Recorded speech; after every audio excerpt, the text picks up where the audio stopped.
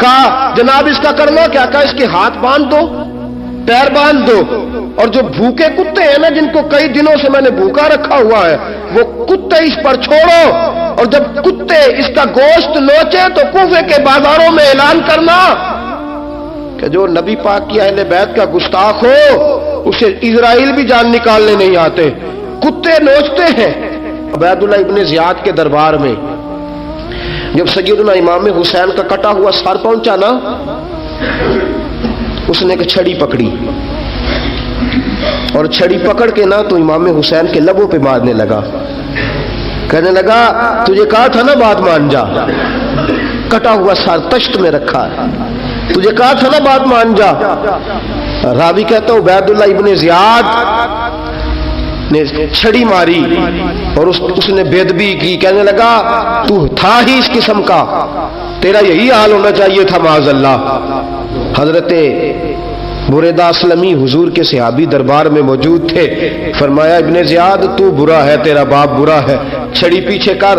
کئی بار میں نے ان لبوں کو مصطفیٰ کو بوسے دیکھے ہوئے دیکھا ہے، پیچھے کر، پیچھے کر، ہٹا لے۔ راوی کہتے ہیں کہ 1 2 3 4 5 6 سال گزر گئے، وہی کوفے کا دربار، وہی محل، وہی تخت اور وہی تشت جس میں امام حسین کا سر رکھ کے لایا گیا تھا۔ 6 سال کے بعد مختار ثقفی حکمران بن گیا۔ مختار ثقفی نے کہا کہ میں چن چن کے ماروں گا وہ بندے جنہوں نے امام حسین کو قتل کیا تھا۔ 1 نہیں 2 نہیں 4 نہیں 6000 بندہ مارا اس نے، چن چن کے۔ راوی کہتے ہیں کہ یہ ابن زیاد 30,000 فوج لے کے نہر فرات کے کنارے میدان کربلا کے سامنے آیا اور اس نے جہاد کیا۔ مختار ثقفی نے ابراہیم بن مالک کو بھیجا، فرمایا جاؤ قتل کر کے لاؤ۔ لڑائی شروع ہو گئی، 1 محرم کو ہوئی تو پھر بند ہو گئی، پھر 5 کو شروع ہو گئی، پھر 7 کو شروع ہو گئی، 10 محرم کا دن آ گیا۔ 6 سال کے بعد وہی ظہر کا وقت آ گیا، وہی عبید اللہ ابن زیاد جس نے امام حسین رضی اللہ تعالیٰ عنہ کو قتل کروایا تھا، وہ گرا ہوا ہے اور زمین پہ گرا ہے، اس کی گردن پہ ابراہیم بن مالک نے پیر رکھا اور اس کی گردن کو کاٹ کے تشت میں رکھا، اور تشت میں رکھ کے جب اس نے کوفہ بھیجا، وہی تخت جس پہ عبید اللہ ابن زیاد نے بیٹھ کے امام حسین کے مبارک لبوں پہ چھڑی ماری تھی، اسی تشت پہ رکھ کے جب اسی عبید اللہ ابن زیاد کا سر سامنے رکھا تو کوفے کے اس دارالخلافہ کے ایک کونے سے ایک بابا بولا اور بول کے کہنے لگا لوگوں گواہ رہنا میرا رب بڑا عادل ہے، گواہ رہنا اللہ بڑا عادل ہے۔ چیختا ہے، کونے سے پکارتا، کہتا لوگوں عدل ہو گیا، انصاف ہو گیا، عدل ہو گیا، انصاف۔ دیکھو دیکھو، جب حسین کا سر آیا تھا ابن زیاد نے گستاخی کی تھی تو کونے سے آوازیں نکلنے لگی تھی کہ زیاد برا ہے، حسین اچھا ہے۔ آج ابن زیاد کا سر آیا ہے، آواز پھر کونے سے نکلی ہے، لیکن آواز کیا گونج رہی ہے؟ آواز پھر وہی گونج رہی ہے، زیاد ابن زیاد برا تھا، حسین کو اللہ نے بڑی عزت عطا فرما رکھی۔ مکافات عمل، مکافات عمل، اللہ غافل نہیں ظالم جو کام کرتے، اللہ غافل نہیں۔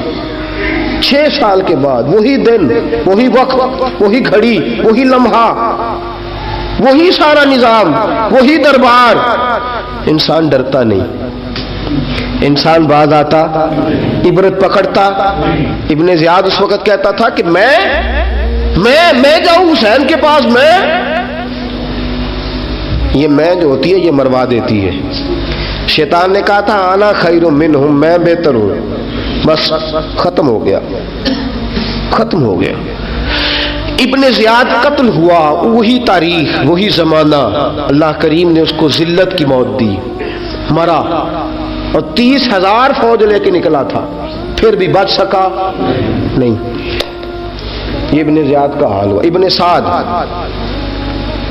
صحابی کا بیٹا تھا، نبی پاک علیہ السلام کے پیارے صحابی کا بیٹا تھا، جناب سعد بن نبی وقاص کی اولاد تھی۔ لیکن یاد رکھنا، اگر ایک صحابی کا بیٹا یزید بن سکتا ہے تو دوسرے کا ابن سعد بھی بن سکتا ہے، اور صرف یوں ہی توجہ نہ کیا کرو، ابو جال کا بیٹا بھی تو صحابی رسول بن گیا تھا نا. یخرج الحی من المیت و یخرج المیت من الحی. رب فرماتے ہیں میں زندوں سے مردے اور مردوں سے زندے نکال دیا کرتا ہوں. میں کبھی کبھی کعبے کے اندر بت بھی رکھوا دیتا ہوں. گھر میرا اور میرے ہی شریک اس گھر کے اندر راج کرتے رہتے ہیں، میری بے نیازی ہے، کچھ کا کچھ کر دیتا ہوں. ابن سعد مختار حکمران بنا تو مختار ثقفی نے ابن سعد کے بیٹے حفص کو بلایا. اور مزے کی بات یہ ہے کہ مختار جو بعد میں حکمران بنا نا، بڑی یاری تھی اس کی ابن سعد کے ساتھ. جتنے قاتلان امام حسین تھے وہ کوفہ چھوڑ کے بھاگ گئے، دوڑ گئے. اور ایک بات یاد رکھنا، ظالم بزدل ہوتا ہے، ظالم بزدل ہوتا ہے، اس کے اندر وہ اطمینان نہیں ہوتا، تو ڈر لگتا. بھاگ گئے سارے کوفہ چھوڑ کے. لیکن ابن سعد نے کہا مختار میرا یار ہے، مجھے کچھ نہیں کہے گا. اس کے گھر والوں نے سمجھایا کہ تو دوڑ جا، تیرا تو ظلم بھی بہت زیادہ ہے، دوڑ جا تو. اس نے کہا نہیں میرا یار ہے، مجھے کچھ نہیں کہے گا. اس نے کہا تو نبی پاک کے نواسوں کا نہیں بنا تو تیرا یار تیرا بنے گا. تو رسول پاک علیہ السلام کے خاندان کا نہیں بنا، ان کا تو نے احترام نہیں کیا، یاری کا. اس نے کہا نہیں مجھے کچھ نہیں کہنے والا، تم چھوڑو اس بات کو. حفص کو پیغام بھیجا، بیٹا آیا. مختار نے کہا تیرا باپ کدھر ہے؟ اس نے کہا جی ابا جی اب باہر نہیں نکلتے، بس گھر کے کونے میں بیٹھ کے اللہ اللہ کرتے ہیں. اس نے کہا اچھا کیا کرتے ہیں؟ کہا جی گوشہ نشین ہو گئے. اس نے کہا اب تیرا باپ گوشہ نشین ہوا ہے؟ اب گوشہ نشین ہوا ہے. بھیڑیے سے لومڑی نے کہا کہ جاؤ شکار کر لو. تو بھیڑیا کہنے لگا بوڑھا ہو گیا تھا نا. بھیڑیا کہنے لگا نہیں میں نیک ہو گیا ہوں، میں نے شکار کرنا چھوڑ دیا ہے، میں کسی جانور کو تنگ نہیں کرتا. تو لومڑی کہنے لگی نہیں بادشاہ سچی بات کر، اب تجھ سے دوڑا ہی نہیں جاتا، اب شکار پکڑا جاتا، اب تجھ سے دوڑا نہیں جاتا، پکڑا. اب تیرے اندر آج بھی طاقت آئے تو کم کرے نہ، تو اب بھی چھوڑنے والا، اب تجھ سے دوڑا نہیں جاتا. ملا رومی فرماتے ہیں بوڑھا ہو کے تو بھیڑیا بھی نیک ہو جاتا ہے. کہا کہ جاؤ تمہیں بلا رہا ہے. کہا نہیں جی میرے ابا جی نا آپ اندر رہ کے اللہ اللہ کرتے. اس نے کہا اسے اللہ اللہ یاد آئی ہے، اب اللہ اللہ یاد آئی ہے، کچھ گناہ ایسے ہیں جو رب معاف نہیں کرے گا. فرمایا وہ جتنی مرضی نمازیں پڑھے، جتنے مرضی روزے رکھے، جتنی مرضی نفل پڑھے، سارا کچھ کر لے، لیکن اللہ کبھی حسین کے گستاخ کو معاف نہیں کرے گا، کبھی نہیں معاف کرے گا. اس لیے کہ جو حسین کا بے ادب ہے وہ دراصل رسول پاک کا بے ادب ہے. اللہ اسے معاف کرے گا؟ ظالم ہے، اس نے ظلم کیا. ابھی 6 سال ہی تو گزرے تھے، 6 سال ہوئے صرف. ابن سعد بھیجا بیٹے کو، کہا جا اب اپنے باپ کو جا کے کیا تجھے مختار بلاتا ہے، بات سنے آ کے. ڈر گیا. میں نے کہا ظالم بزدل ہوتا. ڈر کہنے لگا اس سے جا کے کہو میں نہیں آ سکتا، بیمار ہوں. اس نے کہا چلو وہ نہیں آ سکتا تو ہم تو جا سکتے ہیں نا، ہم تو جائیں گے نا. ابن سعد نے بھیجے 10-12 بندے، فرمایا جاؤ زندہ نہ لے کے آنا، میرے پاس زندہ نہ لے کے آنا. گئے، بیٹے کو حفص کو گرفتار کر کے کھڑا کر دیا. اور جناب یہ جو ابن سعد تھا اس کو بھیجا، کہا جب تم اس تک پہنچو نا تو جا کے گردن مارنا اس کی، اور مجھے اس کی وجود نہیں دیکھنا، صرف کٹا ہوا سر دیکھنا ہے.